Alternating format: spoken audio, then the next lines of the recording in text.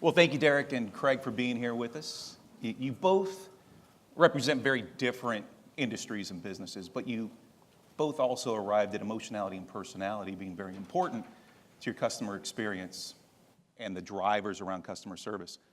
Why don't you share with us just a little bit briefly who you are, a little bit about your business, and also how you arrived at emotion and personality being a driver.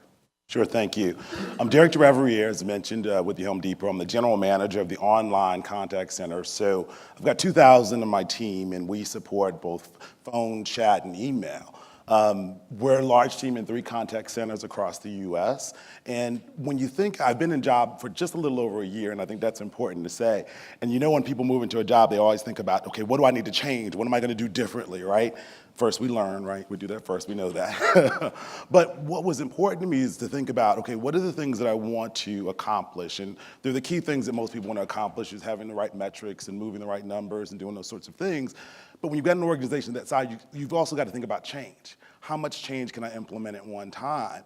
And when we began to talk about personalities, it obviously makes sense because people buy and work with people.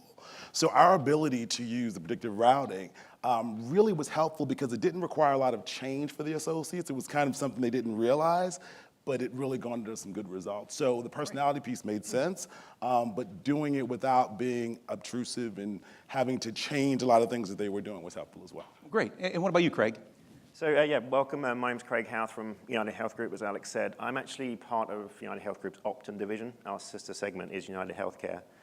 I was responsible for implementing behavior analytics back in 2005. So our marriage, let's say, to Mattersight has been long and fruitful.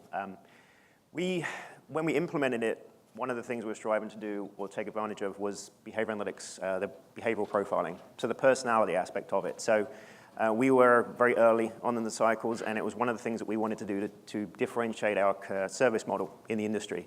So when we implemented it, that was the first thing we wanted to look at and try and apply. So we've been dealing with the emotion and the personality side of the solution, the tool, and Mattersight's partnership internally with our agents and how to better manage them, and then externally with our customers. As I say, after 11 years, we now have 18,000 agents recording on the system. We started with 300.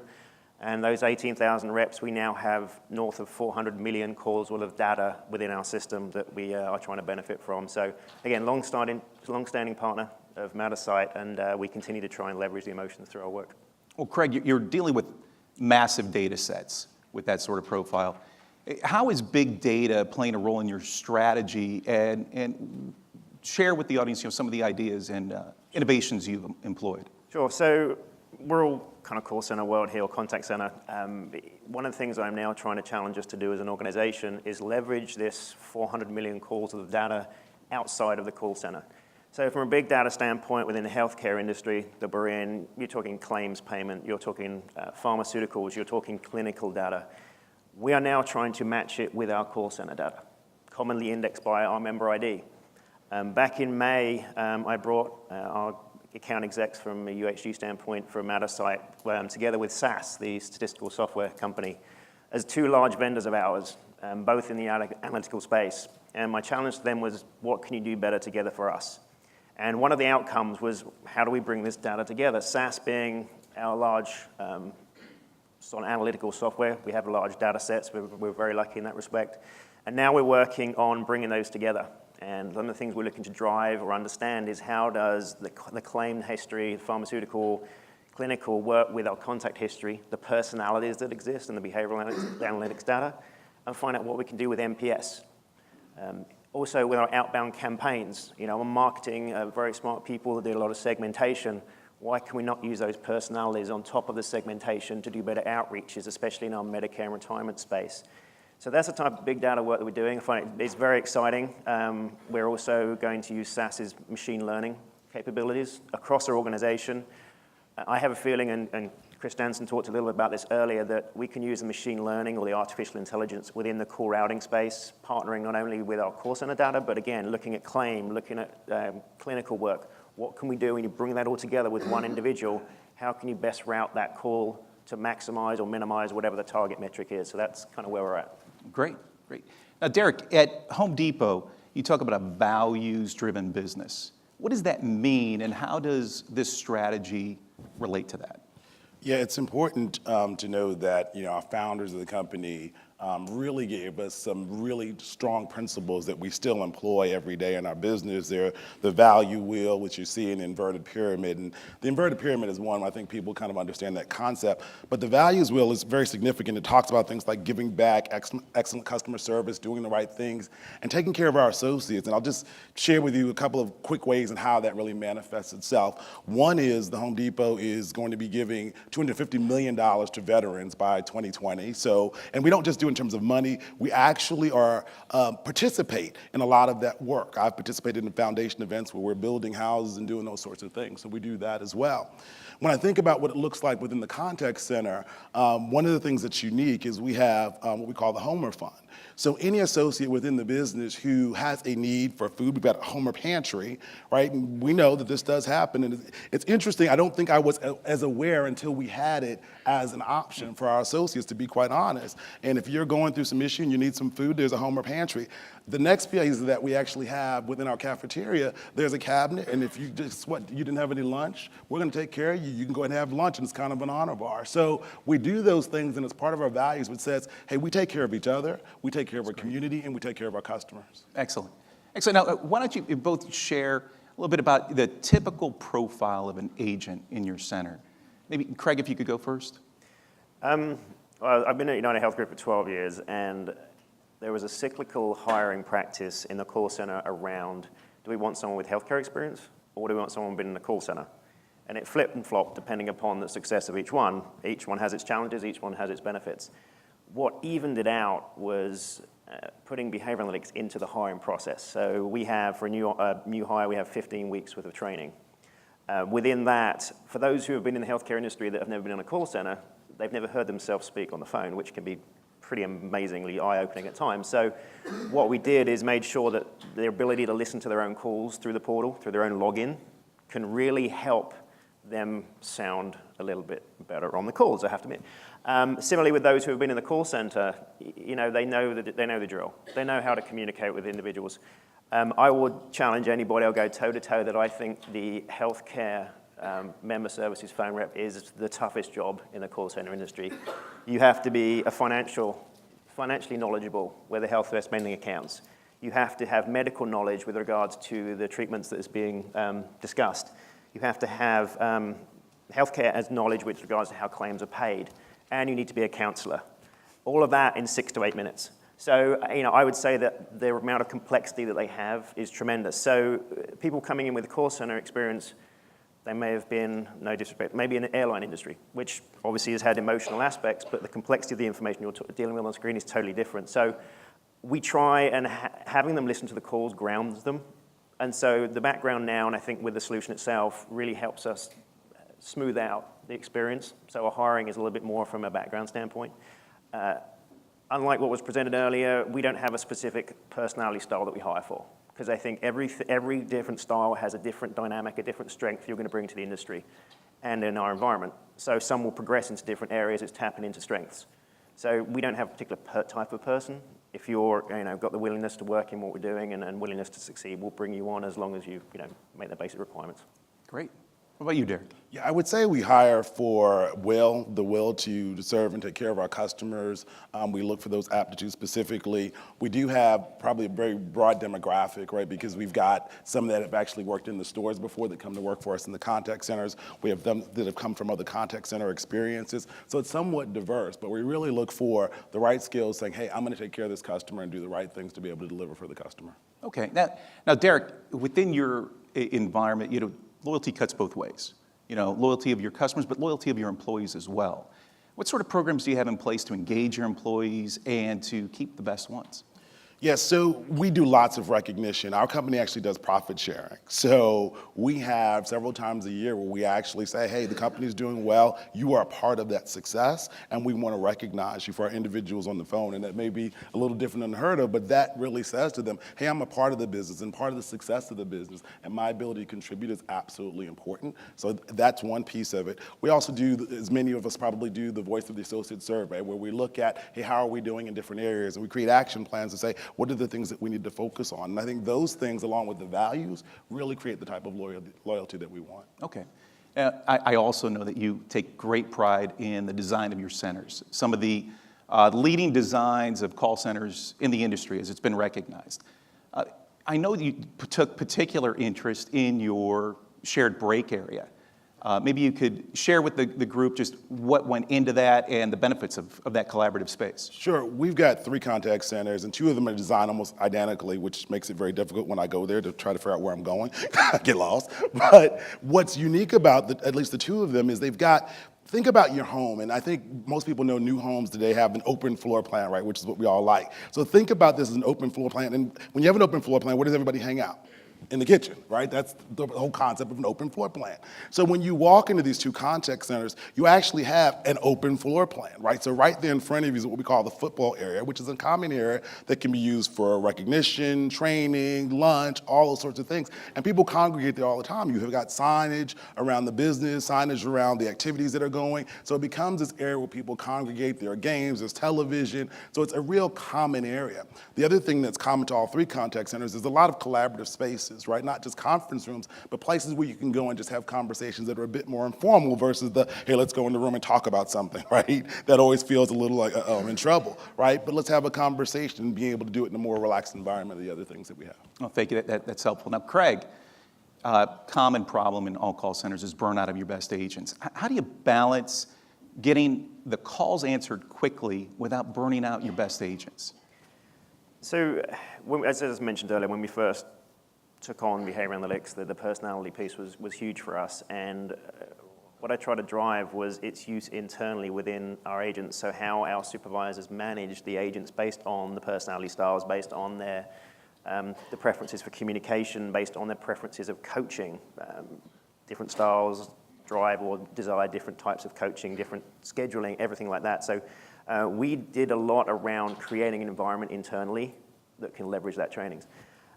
Within, the data that we have, obviously, we have a wealth of it, and I know one of the aspects that can be done, as we talked about earlier, was the routing. I know there's an ability to route more calls to your top performing agents. I'm not personally a believer in that. I think in our complexity of what we do, that can burn people out even more, given the complexity of what's going on. But what we've recently taken on is the personality-based routing. It's actually, I think this is our 2nd week, the 1st week, just by turning it on, we had a 16% improvement in 1 week. Amazing. And for me, having gone through the change of implementing behavior analytics and the agent training and everything else, having personality-based routing is a complete silver bullet in my opinion. You can tweak the technology and the agent doesn't do anything different. And what that means is the agent's experience is I'm going to talk to more people I get on with. So in trying to get our reps to better able the stress and flexibility that comes into their world, giving them the ability to talk to people they like to talk about every day, not only improves performance, but improves their stress levels and kind of gives them a little bit more of a sense of how to deal with their day. So, we can implement tools and desktop analytics, desktop tools of any kind, but the kind of that piece of the personality piece and dealing with stress is something that they can take anywhere. So it was more of a, it was more easily taken on by the agents of this is a true benefit to me, I can real manage my day. That's great. That's great. Derek, in the retail industry, there's a lot of change. And what's your perspective on the future of the retail customer experience? What does that look like? I didn't bring my crystal ball. Let's just say, again, I manage the online business, and one of the things that we know for online, it is important for us to be where customers are. Gone are the days of the customer always wanting to be at home, on the phone, calling us and contacting us, right? Our ability to specifically chat, we have seen track grow immensely. Because think about it, you can multitask, right? I'm doing work at work and I'm on a conference call. Nobody in here would do that, right? I'm on a conference call, but I'm chatting and figuring out when my delivery is gonna get there, what's going on. So I think the means of how we actually communicate with our customers is what will change. And one of the things I learned from CEB is while that's great, it's also important to make sure that the channels that we have available to them are channels where we can resolve their issues. Yeah. So we make sure that that's true as well. Now, that leads into another question for both of you. How do you see emotion and personality playing a role in your operation 2 years from now? Now, I know you didn't bring your crystal ball, but do your best. Derek, what about you? I think it continues to grow. I mean, I'm fortunate that our metrics look very good across the board, but good is not good enough and we can always get better. So the more that we can build connections, particularly with our customers, and I even think about our top customers, we like to think they're all the same and all equal, but as we learn more about the analytics of our customers, being able to not just meet the metrics and things they want, but having the right personalities, having the right conversations, being able to let them know that we get them, I think is going to be an important key as we continue to move forward. What about you, Craig? So as I mentioned, the personality-based routing is just, we've just started the pilot within our employer and individual business. We have many, many different segments of the call centers throughout United Healthcare and Optum where we can institutionalize that. So I see that playing a large role. The work style piece that I don't know how much that has come up, some of you may not have heard of it, but the work style, the luminosity way of looking at how Mattersight can apply learnings around personalities, I would really like to see that come into play, and not just in the call center. I think there's a cultural benefit that can be led across the board, across the organization.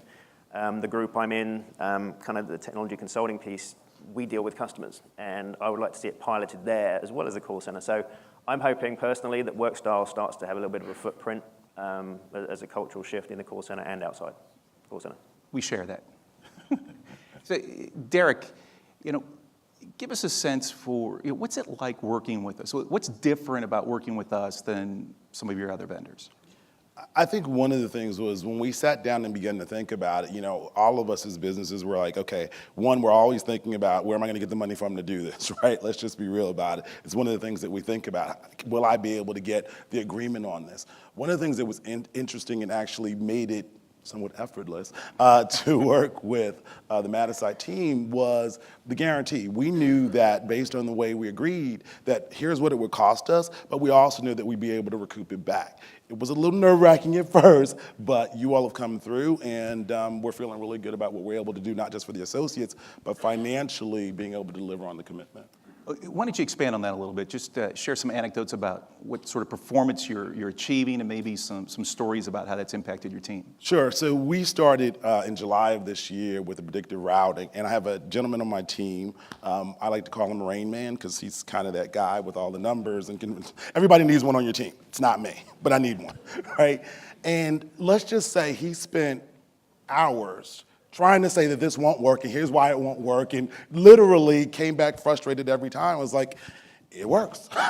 It works. So I think from a business perspective, we've been able to reduce our average handling time, one of the key metrics. Again, not a metric, and it's interesting because average handling time for us is not a metric that's in our associates' goals, right? Our CSRs do not have that in the goals because we believe you take the time that it takes to be able to deliver for the customer. However, we all know it's a key metric of business and we have to be able to manage to it. So it is in their supervisor's goal. So anything that we can do to reduce that helps us to reduce costs. And the fact is that we've been able for the affected calls to reduce by 111 seconds versus the unaffected calls. That's amazing. And that's pretty significant. It works. It works. Rain Man says it works. We know him well. Craig, what about you? What returns? I know we've had a very long relationship, but what returns have you seen working with Mattersight? So over the 11 years, I know early on when I was driving it, first couple of years, let's just say I got greedy with all the shiny objects that come about when you implement the solution of all the potential things you can do. After we got into a mode of let's keep it simple. We've seen on certain initiatives a 6x return, others a 2x, but over the 11 years, we've had about a 4x return on investment for the work that we have done. We've seen that through, some of it has been obviously handle time reduction. We are a call center, but in reality, it's not hiring and not backfilling staff. That's where we've changed it. We've become more efficient. But beyond that, we've made operational changes outside of the call center. So technologies that impact the call center, we're able to leverage calls, short calls, where the technology challenges we've had, we've seen reductions in that. In our account management world, we've avoided fees and risks. We've mitigated those risks. So there are financial penalties we may have been incurring that we won't now. So it was the gamut and beyond just the call center. It was anyone that is in that environment that can benefit from the data. We tried that, and I think that's why we've had such a sustained benefit from it. I wish, and I said at the start, I wish that I could say that when there was an account management meeting and there was a new client sale, obviously with ours, the employers are pretty substantial. if we can keep one client, I don't have to worry about my ROI for like years because the millions of dollars associated with that. So I think there's anecdotal things we could say. I'm pretty sure we kept clients and we won new clients based on the call center model that we were trying to create and the fact that we could have client-specific reporting. So, you know, if you think with the IVR, you authenticate with your member ID, that is connected to who your employer is. We made sure that the reports that came out of the solution were employer-specific. So you're thinking Home Depot, AT&T or anyone like that, we can produce call center-specific metrics for that client. So we're including the handle time if necessary, but we can create the profile breakdown of the callers based on the client itself. One telecommunications company, they had sent out an explanation of benefits without us knowing it. And it was getting people very, very confused, and we get a lot of calls. We saw these distress levels spike. We started to listen to the calls. We could find out specifically what was happening on their calls and their reports. We told them, your EOBs make no sense, you need to change them. They changed them, distress went down, and they were a big fan of ours for a while because of the specific nature we could get down to the reporting. Now, since you've been working with us for a while, I'm sure there have been some surprises along the way. What are some things that you weren't expecting throughout this journey that were good surprises? So for the organizers in the room, I've got 3 points. First one is callback rate. So repeat calls. Any call center, that's one of the things you want to mitigate. There was a misconception, well, it's now a no misconception, that in order to stop a repeat, you extend and do more probing, more solutions on the initial call. But the trouble is when you do that, you increase handle time, so we can't do that. But when the callback rate was implemented and we did the analysis, the amount of talk time that you have to install in increase in the first call is significantly less than the two calls combined when you have the repeat. So conventional wisdom would say, well, you can't increase the volume, but it's actually less. So that was something that we were pleasantly surprised at, and it obviously will benefit from a callback rate perspective. The second thing over time is, and you've seen it, emotion is measurable. So my previous life, I was in the quality department, and a number of conversations, calibrations, let's say, we had to have over the way somebody talks. And we had a client who was based in the South. They would not want to be serviced out of any call center north of the Mason-Dixon line. So we had to keep them in our southern call centers, and they just didn't like the way, not me, this is just northerners would talk, specifically people in the Northeast. And on a calibration sessions, I remember I had an auditor from New York who would say, that's just the way they talk. They're not being rude, they're just the way they talk. And it was subjective, but now we can take that away by measuring emotions based on the outcome of the call, whatever other metrics you want to assign to it. So that was a nice thing where those calibrations can just be disappeared. And the third one, as I say, we've had this solution in partnership for 11 years, and I sat through the customer forum yesterday, and a lot of the presentations that were being done, I'd heard it before, especially the personality one, and Michelle Moore did a great presentation. And it sat there and it dawned on me, I'm like, okay, I take for granted what we have, based on the fact that some of you may be early on in your journey and you don't have the full suite of tools that we have the luxury of having. And yeah, I would take for granted the capability that we have at our fingertips and what we can do with the portal that people without it can't. So that was a nice surprise to now know kind of our basic expectations, our basic needs, or what the portal delivers. And I forget that we didn't have it at one point. So. Well, great. I really appreciate both of you taking the time, sharing with everybody your experiences, and once again, thank you both very much.